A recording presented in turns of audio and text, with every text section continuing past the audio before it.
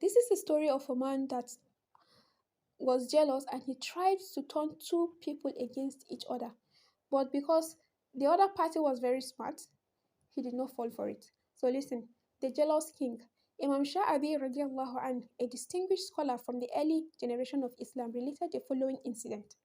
Abdul Malik bin Marwan once sent me to the king of Rome. When I reached him, he asked me a number of questions and I answered each one of them. In general, emissaries would not stay with him for a long time. However, in my case, he detained me for a number of days until I myself requested permission to leave. When I determined to leave, he said to me, "Are you of the household of your king?"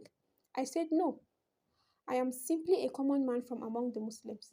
He whispered um, something to one of his guards, and then a card was given to me. He said, "When you hand over the letters you have with you to your king, give him this card as well." When I returned home, I handed over my many letters to Abdul Malik, but I forgot to give him the card. Only at a later time did I remember, and I hastened to give it to him. After reading it, he said to me, "Did he say anything to you before giving you this card?"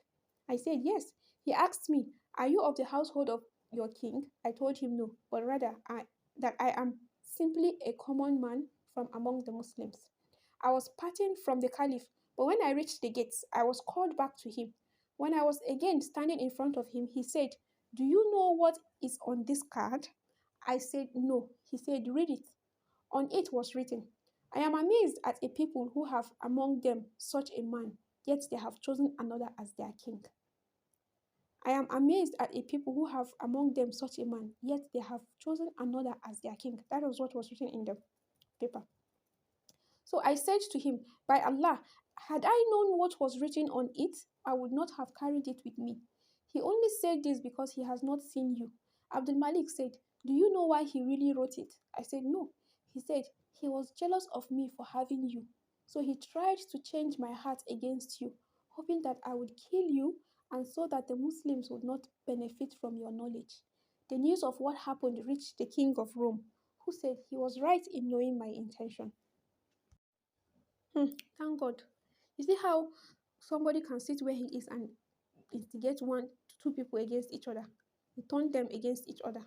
If this king had not been smart, he would have, decided that okay, this guy is a threat to me or something. I don't know how he would have interpreted it, but he would have thought him an enemy of the throne or something like that, and done made away with him. And this other guy, not knowing that the other king's intention was actually very bad, he was actually very jealous of them having this. That's why in life you have to be smart. It's not everything you see that you react to immediately. You have to stop and think. And something like that. So for our second read, very brief, let's read very inspiring too. A supplication answered.